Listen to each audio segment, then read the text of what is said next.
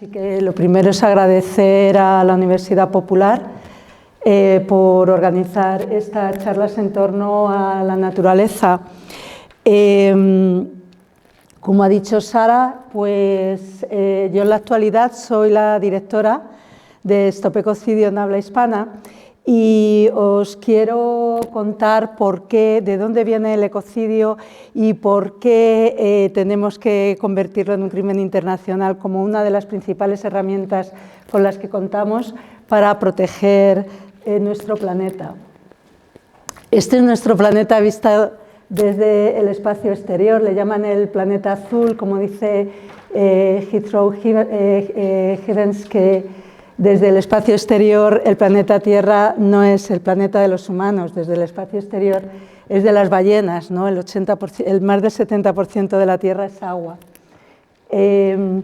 Y como podemos ver aquí en esta foto, el planeta es solamente uno, somos una nave, somos como una pequeña nave que se mueve por el universo, viaja por el universo dando vueltas alrededor del Sol con otros astros.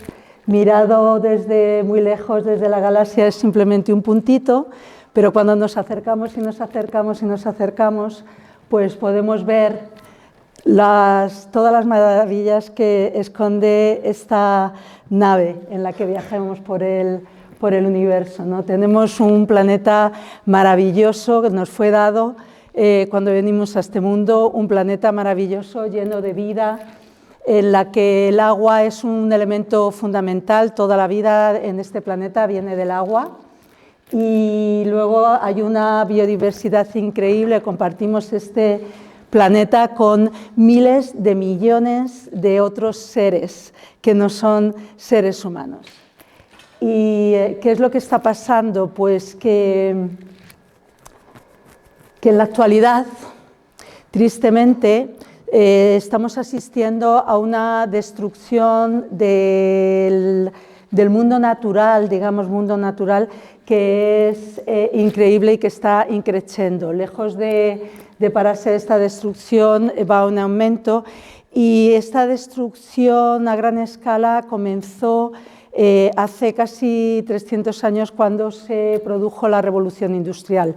A partir de ahí, a partir del desarrollo de la industria, de todas estas fábricas que contaminaban, del desarrollo de la ciencia para crear productos químicos, tóxicos que no existían, etcétera, y de la toma de los seres humanos evolucionamos a nivel de cuidados médicos, con lo cual vivimos más años, nos reproducimos más, empezamos a utilizar el planeta como un banco de recursos sin límites y hemos afectado, podemos decir que en estos momentos no hay ningún rincón de la Tierra que no esté afectado por los seres humanos. ¿Qué es lo que ocurre? Pues que destruir la vida en la Tierra está permitido legalmente, porque los seres humanos, las sociedades humanas nos movemos por leyes y en realidad todo se mueve por leyes, ¿no? La ciencia también se mueve por leyes, todas las disciplinas se mueven por leyes. Entonces, lo que está sucediendo a nivel mundial es que no hay ninguna ley que diga que causarle un grave daño a la Tierra está prohibido, es ilegal. Ya sabemos que todo lo que no es ilegal está permitido de facto, ¿no? ¿Cuál es la consecuencia? Pues que la devastación del mundo natural está siendo tremenda y los que perpetran toda esta destrucción actúan con una impunidad que es casi total, ¿no?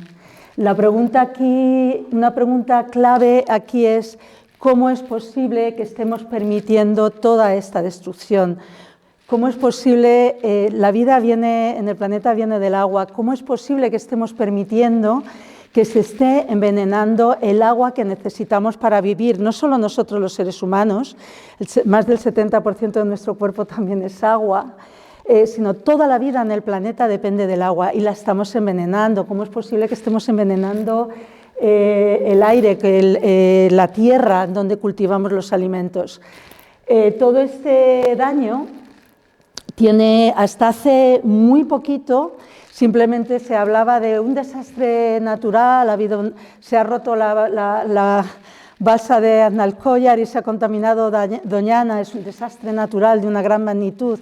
El Prestige se ha partido en dos, ha contaminado todas las costas de Portugal, todo el Cantábrico, ha llegado hasta Francia, es un desastre natural, pero no tenía un nombre en sí mismo. En la actualidad, en cuanto hay alguna catástrofe medioambiental producida por los seres humanos, recibe este nombre, ecocidio. Fijaros que es un término que es relativamente nuevo, porque yo cuando empecé a trabajar en Stop Ecocidio, en 2019, teníamos que mirábamos en un buscador que hay en internet a ver cuántas veces aparecía la palabra ecocidio en la prensa mundial, ¿no? Bueno, de habla hispana, que es en lo que yo estoy, y había un aviso cada 2 semanas. Eso empezó a crecer. Nuestro primer objetivo en Stop Ecocidio era que se hablara de ecocidio y que se conociera el término.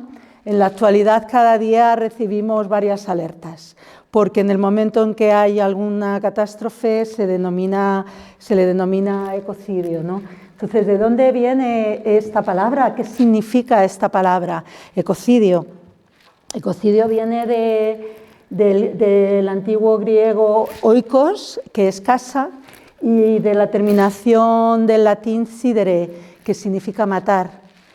Literalmente, ecocidio significa matar la casa. Eso es lo que nosotros estamos haciendo. Nosotros tenemos una sola casa, que es el planeta Tierra, que compartimos, ya digo, con miles de millones de otros seres vivos, y sin embargo, una sola especie, la humana, está poniendo en peligro las bases de la vida planetaria, ¿no? Todos sabéis que estamos enfrentándonos a una gran crisis ecológica, se habla de una triple crisis ecológica. En esta crisis, lo más conocido que está al orden del día y sale todos los días en las noticias, ¿no?, es el cambio climático.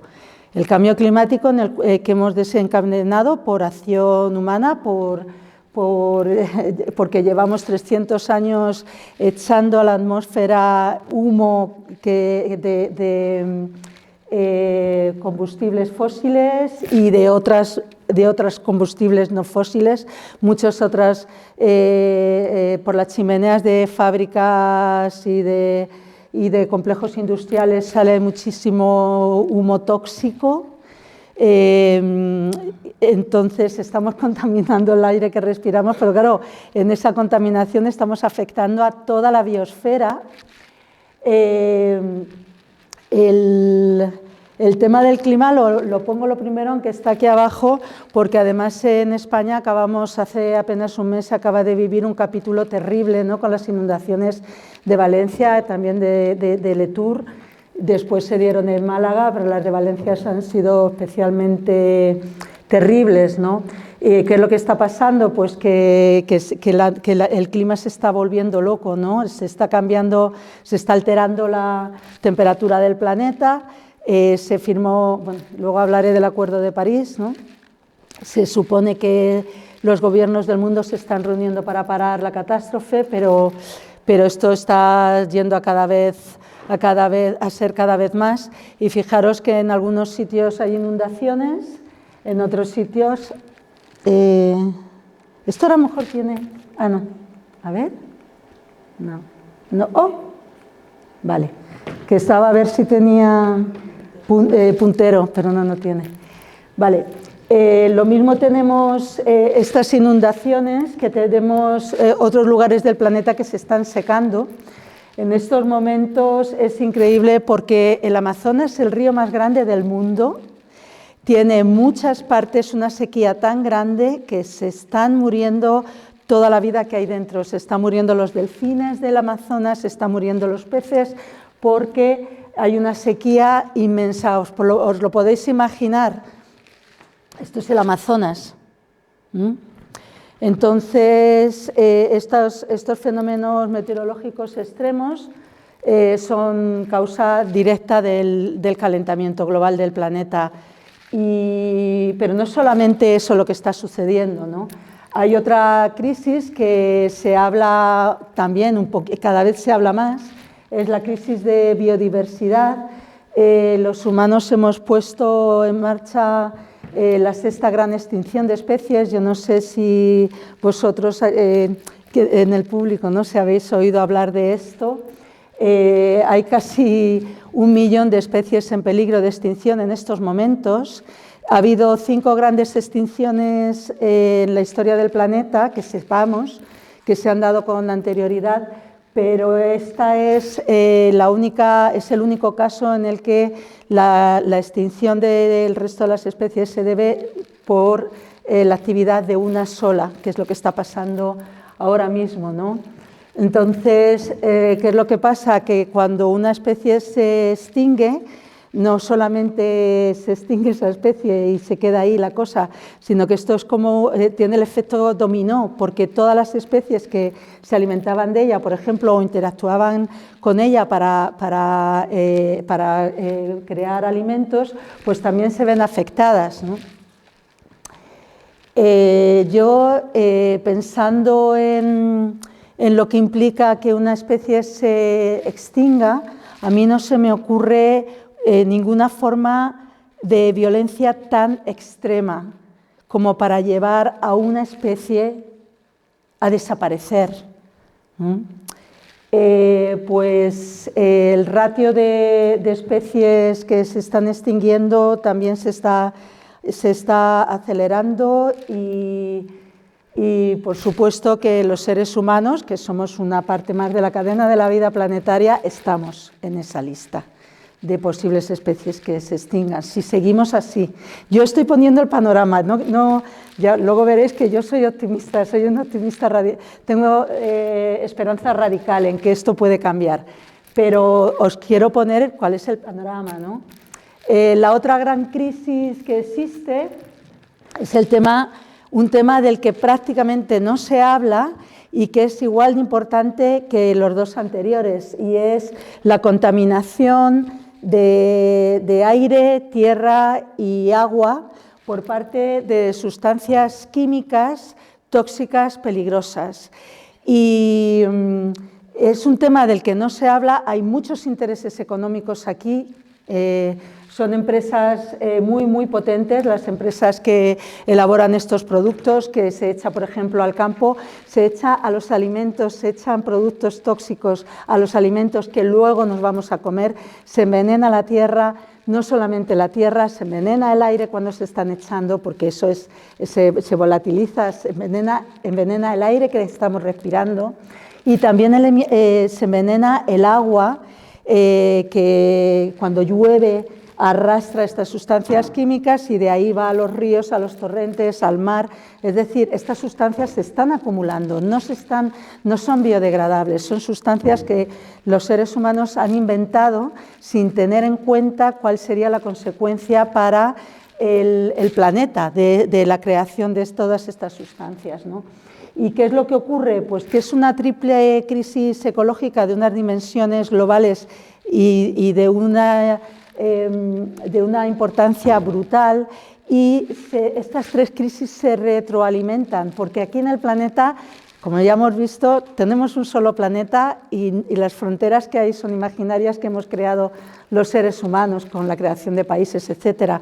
Pero el planeta no tiene fronteras, de forma que si se produce una contaminación aquí en el Mediterráneo a través del estrecho de Gibraltar, a través de la evaporación, etcétera, pues lo que se contamina aquí puede llegar al otro lado del planeta. Incluso a nivel de océanos ahora hay una teoría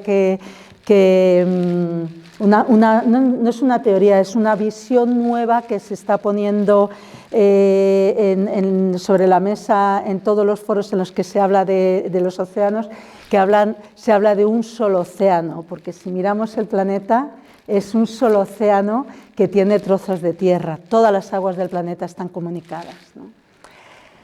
Entonces, bueno, esto es lo que tenemos.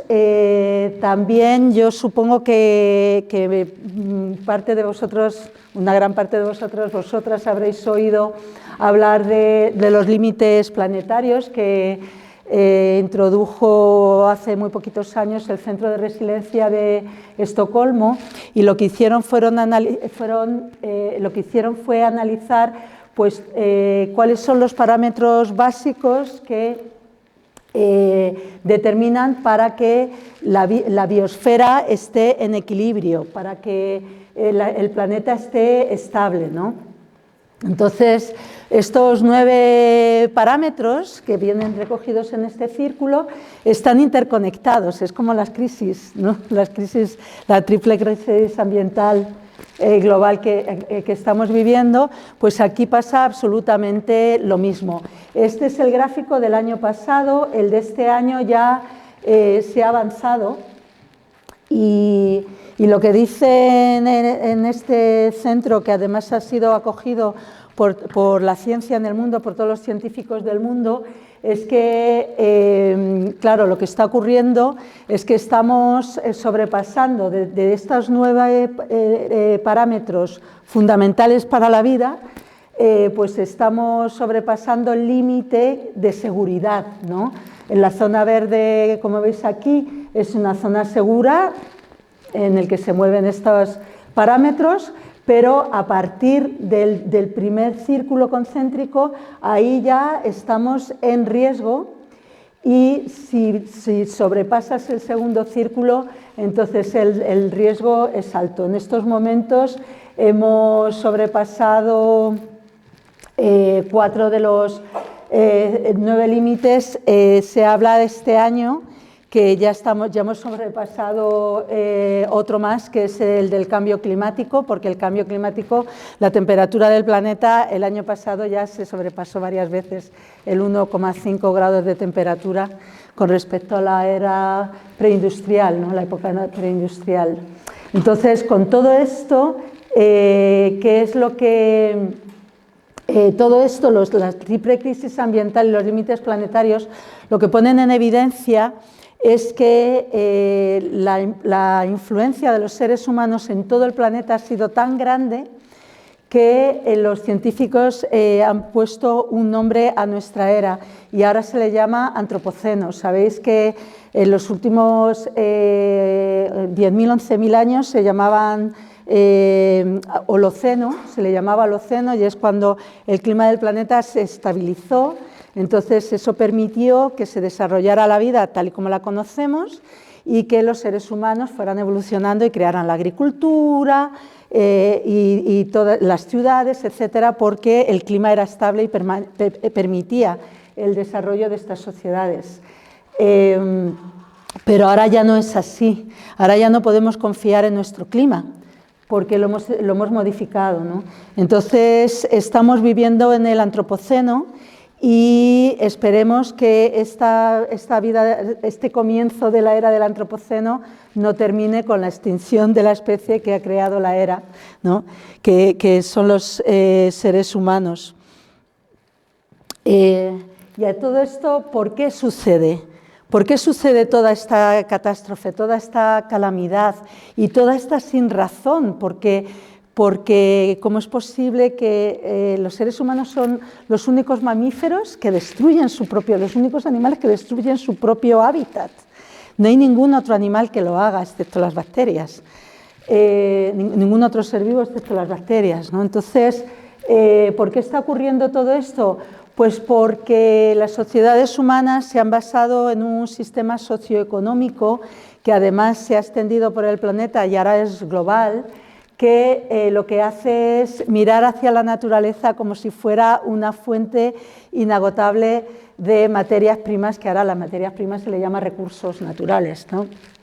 Y se ha considerado que podemos extraer y transformar y contaminar y hacer todo lo que nos dé la gana. Podemos contaminar los mares porque total el océano es inmenso, podemos contaminar los ríos, bueno, ya se limpiarán porque el agua, bueno, pues cuando pase agua nueva, esa suciedad ya no la vemos, que les llega a los de abajo, bueno, pues que se apañen los de abajo, ¿no?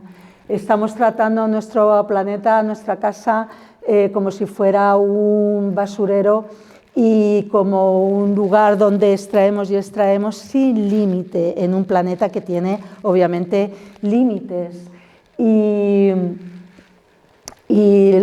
Claro, estamos tratándolo así y en realidad nuestro planeta es un lugar que es fuente de vida, que nos permite estar vivos a todos nosotros y que es una vida que está totalmente interconectada, ¿no? Cuando pensamos que los seres humanos tenemos que relacionarnos con la naturaleza, y entonces dicen, no, hay seres que se relacionan con la naturaleza, ¿no? Pensamos en los pueblos originarios normalmente. En realidad, no es que nosotros estemos aquí, los seres humanos aquí, la naturaleza allí, excepto los pueblos originarios que viven metidos dentro. En realidad, todos somos naturaleza. Los seres humanos somos un eslabón más de la cadena de la vida. Y tenemos que cambiar la forma en que nos relacionamos con nuestro planeta. Tenemos que ir desde toda esta destrucción que estamos causando, transformarla, hacer una gran transformación socioeconómica para conseguir tener una relación de armonía con el planeta.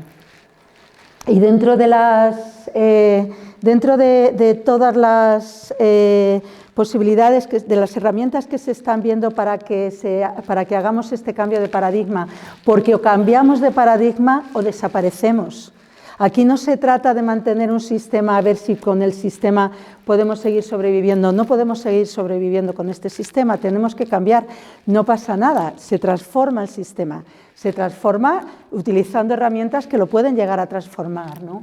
Entonces, en la protección de la naturaleza, ahora mismo han salido al escenario dos herramientas que están dando sus frutos y que se están extendiendo por todo el planeta.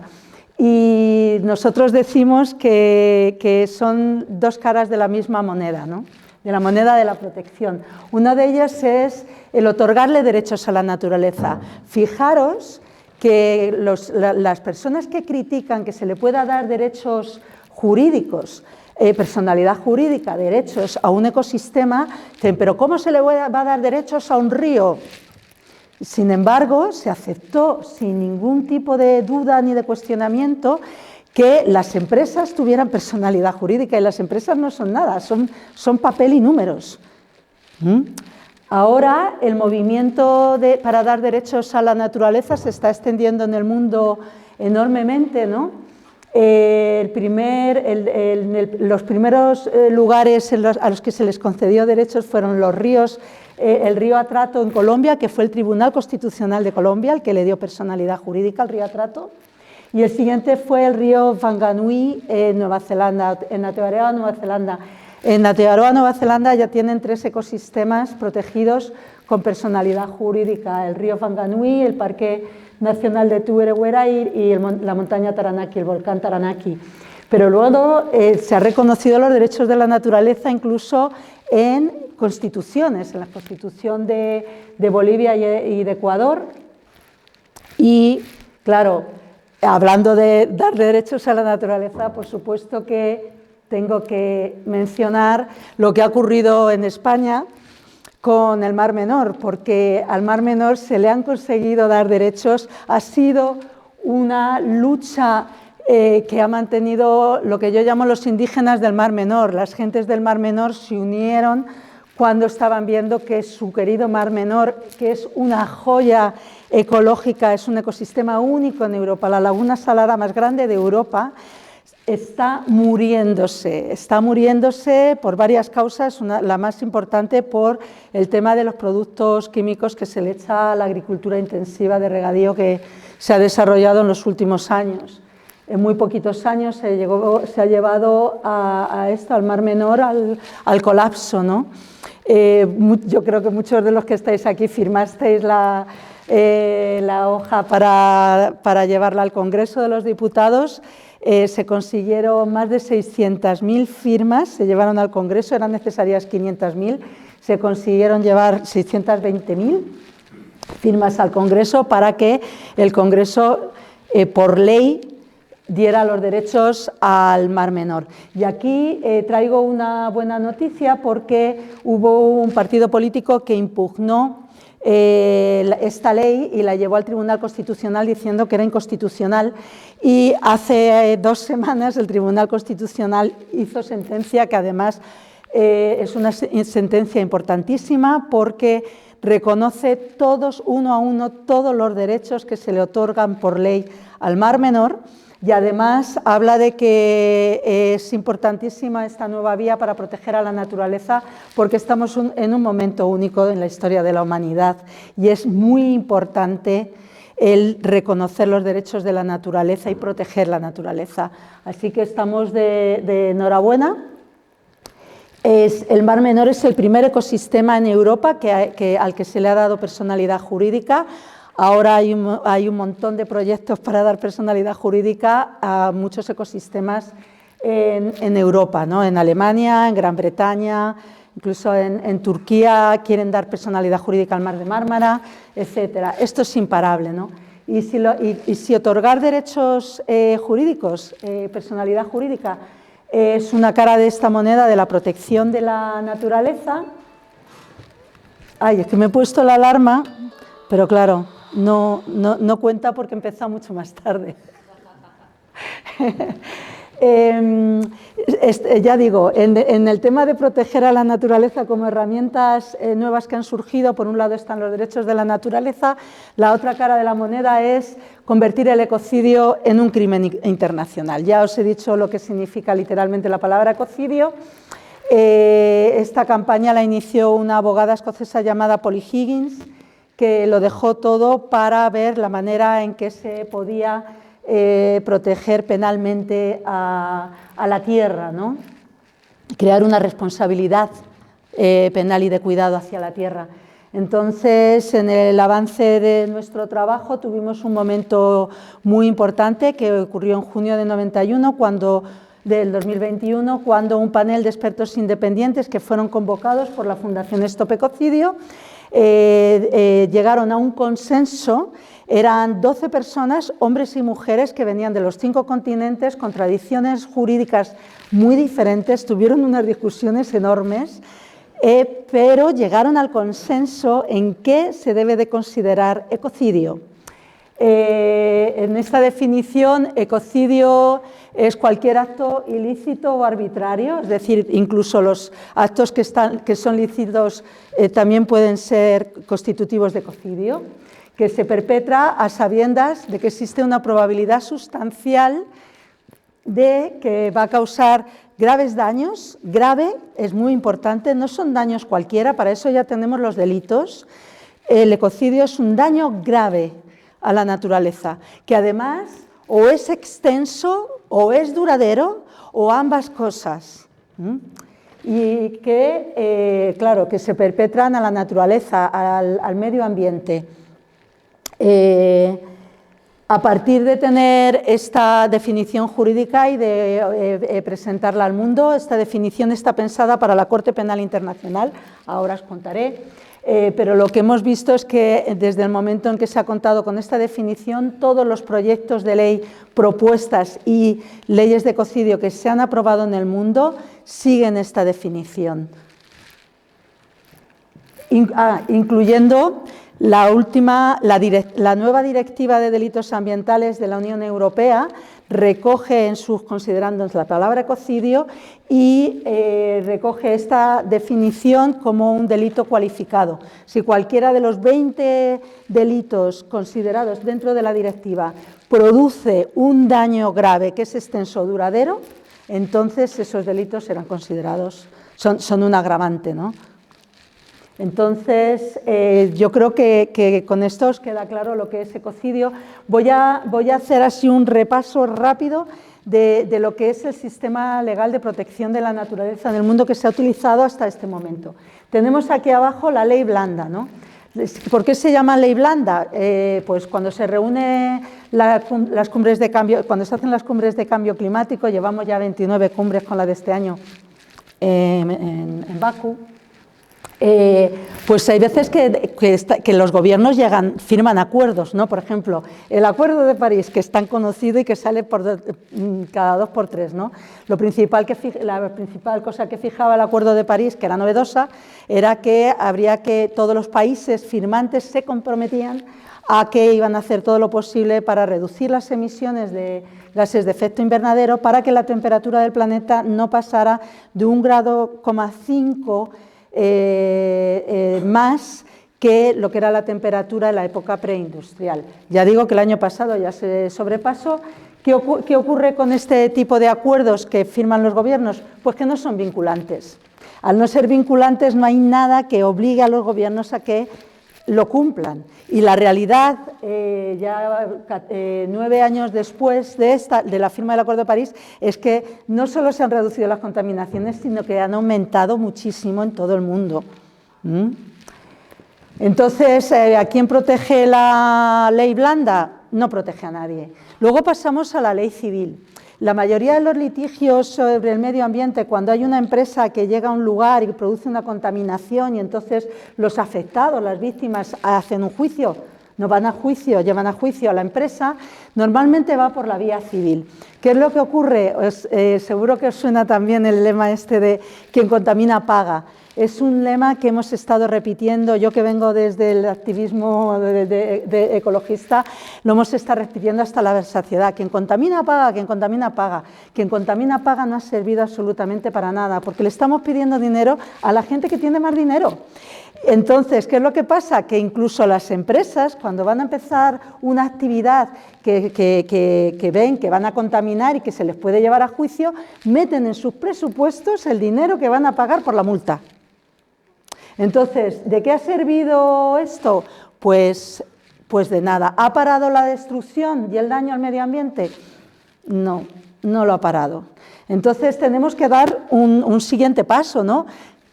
El siguiente paso es, quien contamina paga y además va a la cárcel, que es lo que se introduce arriba de la pirámide, la ley penal.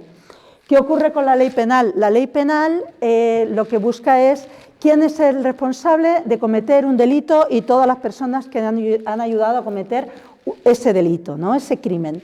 Entonces, aquí estamos hablando de responsabilidad penal, es decir, que los altos cargos que toman decisiones que tienen como consecuencia la producción de un grave daño, esas personas, los directores ejecutivos de las empresas, los miembros de los gobiernos a la administración que han dado permisos, las compañías de seguros que han asegurado una cosa que es un delito, los bancos que han dado dinero, todos los que han contribuido para producir un delito, como en cualquier otro delito, todas esas personas son las que se van a sentar en el banquillo de acusados. Y ahí los directivos de las empresas que hasta este momento se están escudando detrás de las empresas porque ponen la empresa delante y dicen, bueno, ha contaminado tal empresa, bueno, pues vale, pues va a pagar no sé cuántos millones de indemnización. Ah, no. ¿Quién ha tomado la decisión para que este daño se haya podido producir?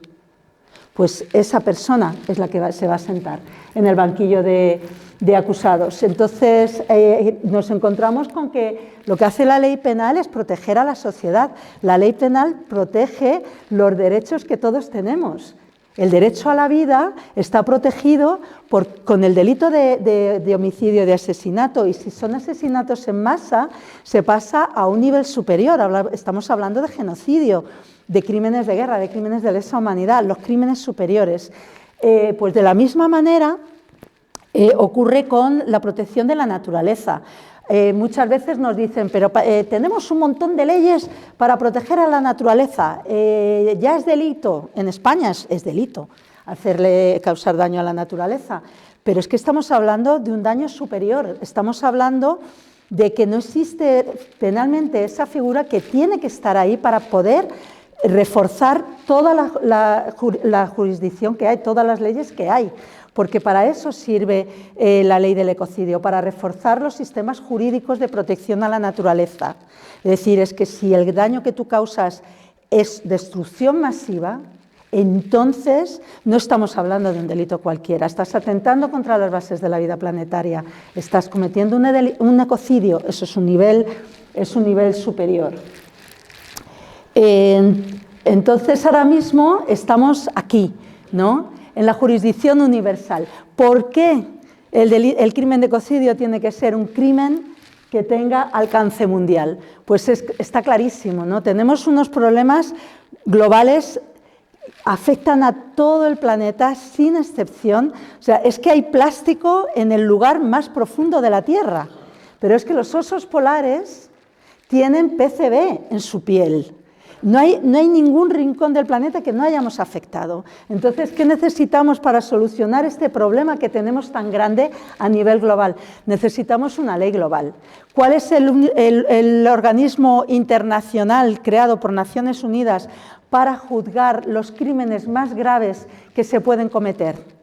La Corte Penal Internacional. En la Corte Penal Internacional, en los años 90, cuando se decidió, después de las atrocidades de la guerra de Yugoslavia y lo que ocurrió en Ruanda y Burundi, porque se pensaba que después de los juicios de Nuremberg y todo lo que pasó después de la Segunda Guerra Mundial no iban a volver a ocurrir esas atrocidades. Pero claro, luego llegó el genocidio de Ruanda, Burundi, y luego llegó la guerra de Yugoslavia, y entonces se creó un tribunal ex proceso para juzgar esos grandes crímenes. Entonces se decidió que había que crear un órgano judicial ex proceso para juzgar los crímenes, los llamados crímenes contra la paz y seguridad mundiales. Y cuando se estaba discutiendo qué crímenes introducir, el ecocidio estaba ahí, pero hubo cuatro potencias que hicieron que el ecocidio se metiera dentro de un cajón. Venga, voy a ver si me sabéis decir qué potencias. ¿Estados Unidos? No. No. Los otros en Europa. Estados Unidos, el Reino Unido, Francia y Holanda.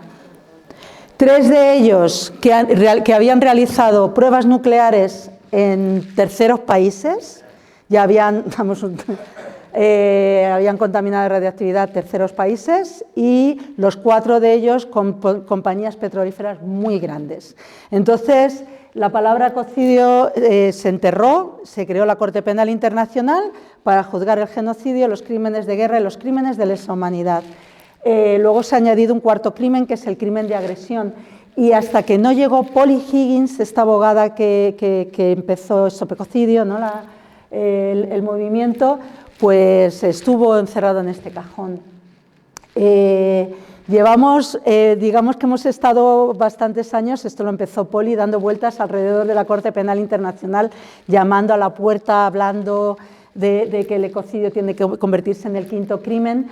Y el 9 de septiembre, este septiembre, se produjo también un hito histórico, y es que 3 países, son 3 naciones insulares del Pacífico, Vanuatu, Samoa, la República Independiente de Samoa y Fiji, hicieron la propuesta formal para convertir el ecocidio en el 5.º crimen universal. Ahora mismo, en estos momentos, se está desarrollando la Asamblea Anual de Estados Parte de la Corte Penal Internacional. Ayer tuvimos un acto oficial paralelo dentro de la Asamblea. La persona que moderaba era la fiscal adjunta de la Corte Penal Internacional.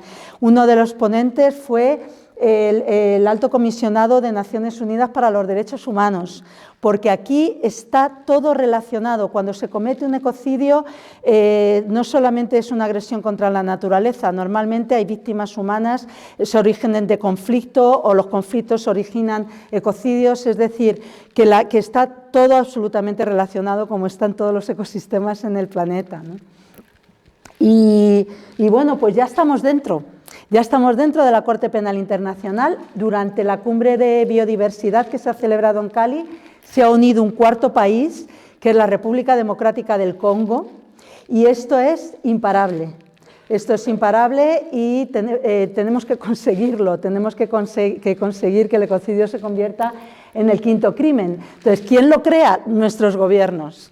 España, por supuesto, que es parte del Estatuto de Roma de la Corte Penal Internacional. Entonces, pues nosotros como ciudadanos y ciudadanas españolas tenemos que pedir al gobierno español primero que tipifique el ecocidio como delito autónomo, porque lo tiene que hacer, porque tiene que implementar la directiva europea, la nueva directiva, pero además que España activamente y públicamente luche para que el ecocidio se convierta en un crimen internacional. El proceso va a durar mínimo 3 años, no es una cosa inmediata, y ya, joder, 3 años, como está la situación en el mundo, esto no se necesita más rapidez.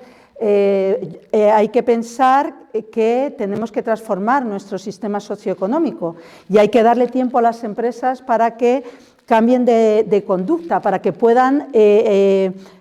las empresas ya saben que viene, o sea, todo el mundo sabe que la pregunta que teníamos era ¿cuándo iba a convertirse en crimen? Y ahora esa pregunta ya está resuelta porque está dentro de la Corte Penal Internacional para discutirse. Tiene que aprobarse por 2/3 de la Asamblea de Estados parte, es decir, por 83 países, y bueno, ahora nos queda avanzar ahí. Porque si comenzamos con la cosa de quien contamina paga, de ahí pasamos a quien contamina paga y va a la cárcel, el siguiente paso es quien contamina deja de contaminar. Y esto es posible. Si no lo pensamos como posible, entonces es que estamos pensando en que nos vamos a extinguir. Entonces, mantener un sistema socioeconómico que nos lleva a la extinción, sabiendo que nos lleva a la extinción, porque pensamos que es que el sistema no se puede cambiar, pues no es muy inteligente. Es mucho más inteligente pensar, vamos a cambiar esto y vamos a ponernos manos a la obra, porque es que nuestra vida y la vida de los que vienen detrás depende de ello, ¿no? Yo no sé cuánto tiempo tengo. ¿Alguien me puede decir? Por hablaros de los 3 ejemplos o dejarlo solo en 2. Yo hablo, venga, hablo. Pues bueno, luego habláis vosotros, que yo estoy aquí hablando, pero luego me gustaría que si tenéis preguntas o dudas o lo que sea, por supuesto. Pues os quería decir también una cosa que es igual de importante a todo lo que he dicho antes, y es que no solo se trata de contar con una ley penal, no. Tenemos que cambiar de conciencia. Para poder cambiar a llegar a tener una relación de armonía con la naturaleza, los seres humanos tenemos que tomar conciencia de que somos parte de la vida del planeta, de que somos naturaleza, empezar a relacionarnos con la naturaleza de otra manera, mirar al planeta de otra manera y a todos los seres que nos rodean de otra manera, como hermanos, ¿no? No traigo nada nuevo, era San Francisco de Asís que llamaba a todos mis hermanos y mis hermanas, ¿no? Entonces, ¿qué es lo que ocurre? Que en este cambio de conciencia y ley hay casos en los que se produjo una ley que llevó al cambio de conciencia y hay casos que cuando la población cambió de conciencia se consiguió la ley. Entonces, por ejemplo, en el caso de las ballenas y de la esclavitud, me voy a centrar en las ballenas, en estos maravillosos seres que viven en nuestros océanos. Cuando se empezó con la caza comercial de ballenas, en tan solo 20 años se llevó a la mayor parte de las especies grandes de ballenas al borde de la extinción. Entonces empezó a haber un movimiento mundial de ciudadanos que empezaron a decir que había que salvar a las ballenas de la extinción, que había que parar esta locura y había que parar esta locura. Entonces se creó la Comisión Ballenera Internacional para ver qué se hacía con todo esto. Los países balleneros, entre ellos España. España mataba ballenas. De hecho, la caza comercial de ballenas la comenzaron los vascos. El caso es que al principio se creó la Comisión Ballenera Internacional para como defender un poquito los intereses de los países balleneros, pero se fue transformando en no, que tenemos que proteger a las ballenas porque nos quedamos sin ellas. Y entonces empezaron a proteger una especie de ballena que parecía que estaba en peligro y tal, hasta que llegó el movimiento mundial que forzó a este cambio, ¿no? Y a la protección. Y cuando se estaba discutiendo sobre ¿hay moratoria comercial o no ponemos moratoria comercial? Fijaros, llegó un representante de la NASA y dijo que había que seguir matando ballenas porque el aceite de las ballenas es el aceite más puro y mejor que existe. De hecho, la revolución industrial se produjo gracias a matar las ballenas, al aceite que venía de las ballenas, ¿no? Que era la que daba combustible, luz, etcétera, a todas las fábricas y las máquinas.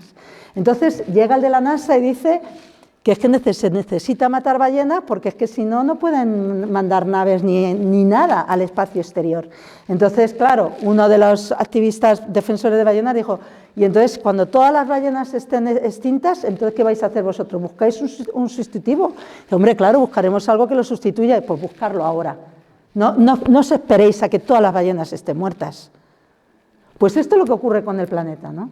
Entonces, gracias a la presión popular se consiguió esta concienciación, consiguió esta ley que ha salvado a las ballenas de su extinción. Ahora tienen otros peligros, hay 3 países que siguen matándolas, pero bueno, se paró en la locura, ¿no?, de la matanza de ballenas. Voy a poner un ejemplo de cómo una ley cambia la conciencia, y esto es en España, con la famosa ley del tabaco. Cuando de repente se dijo, se va a prohibir fumar en los sitios públicos, fue brutal, o sea, toda la hostelería en pleno, no, porque entonces la gente va a dejar de ir a los bares, se fumaba en los autobuses, en los hospitales, en los colegios, o sea, en los centros educativos, en todos sitios se fumaba.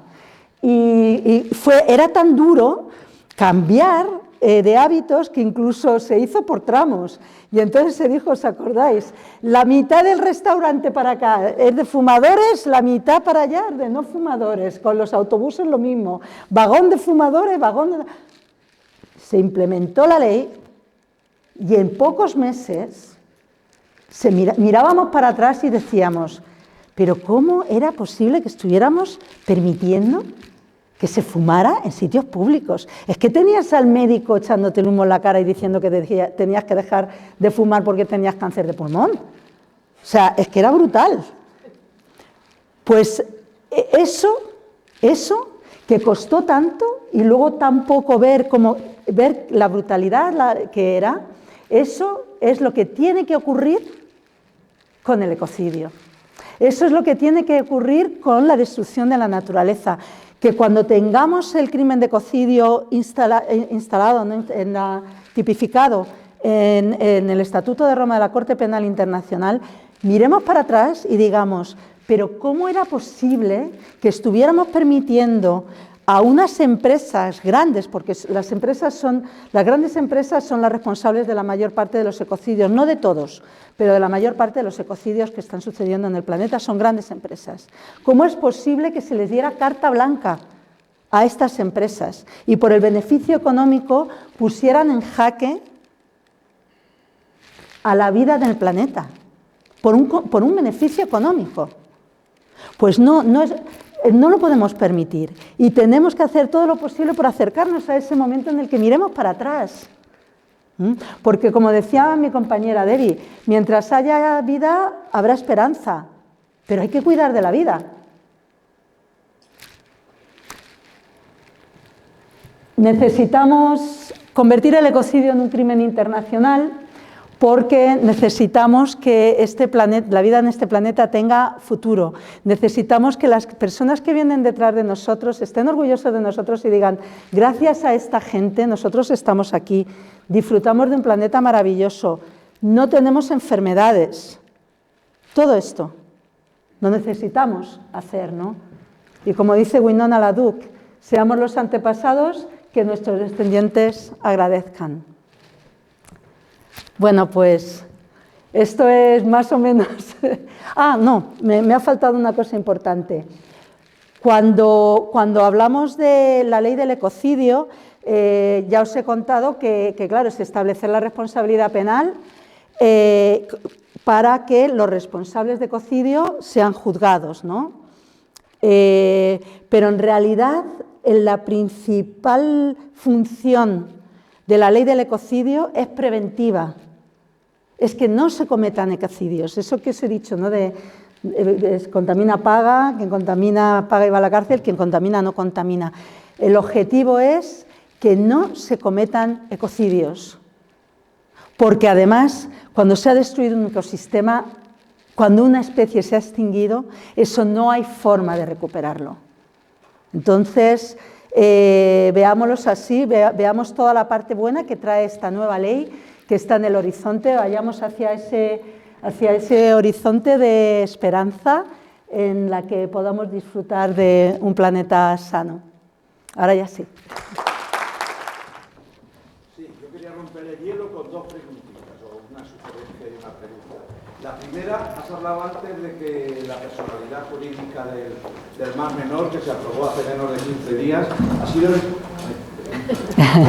constitucional, ¿no? Sí. La personalidad jurídica, y ha sido porque la ley era de 2022, y has hablado que gracias a un partido. A mí me gusta que se pongan los nombres, porque lo que sí sé es que el Constitucional ha fallado ahora, porque la ley de 2022 hubo un partido también, pero bueno, como yo digo de poner nombres, que era Vox, que sí. dijo que esa era una ley comunista. Entonces quiero que me digas si era comunista y quién era el partido. Y la segunda, no sé si a ti te han perseguido o te han acosado, pero sí sé, por ejemplo, a Fernando Valladares, como que estuve hace 2 semanas con él, ha habido una campaña enorme que gracias a eso 800 organizaciones le hemos apoyado. ¿Por qué crees que se da este odio, esta persecución a ideas que deberían de ser universales, ¿no? O sea, que hablamos, claro, hablamos de ecocidio y de tal genocidio, en fin, eso no es un argumento que ya hay muchas veces. Sí, el partido que llevó a la Corte, al Tribunal Constitucional, la ley que daba personalidad jurídica al Mar Menor fue Vox. Y bueno, yo estuve con Teresa Vicente hace unos días y ella traía la sentencia del Tribunal Constitucional en la mano, ¿no? Teresa Vicente fue la catedrática de Filosofía del Derecho que puso en marcha la idea de por qué no hacemos una iniciativa legislativa popular para conseguir darle personalidad jurídica al Mar Menor. Entonces, lo que sucedió fue que Vox siempre amenazaba cuando se aprobó esta ley que daba derechos al Mar Menor en el Congreso. Vox enseguida siempre decía, es inconstitucional, este artículo es inconstitucional, el otro es inconstitucional, el otro, esto es una barbaridad, ¿cómo le vamos a dar derechos a la naturaleza? Como dice Teresa, gracias a Vox, el Tribunal Constitucional ha declarado que esos derechos que tiene el Mar Menor son totalmente legítimos y que son constitucionales. Y además el Tribunal Constitucional habla de que se ha abierto una nueva vertiente jurídica de protección a la naturaleza que es importantísima apoyar. O sea, que además ha dado un respaldo a que pueda haber otros ecosistemas protegidos de esta manera. Y hablando de derechos del Mar Menor, porque se ha criticado muchísimo, ¿eh? Como yo he hablado mucho como son las dos caras de la moneda que ponemos a rodar, ¿no? Siempre decían, pero eso de los derechos de la naturaleza, eso para los indígenas, ¿no? Eso en Nueva Zelanda los maorís, el río Atrato, los indígenas que hayan por allí y tal. No. La vida tiene derecho a vivir. La naturaleza es la vida, es la expresión del planeta que hace que todos nosotros estemos vivos. Entonces, ¿cómo no le vamos a dar derecho a la tierra a defenderse de las agresiones que provoca una especie?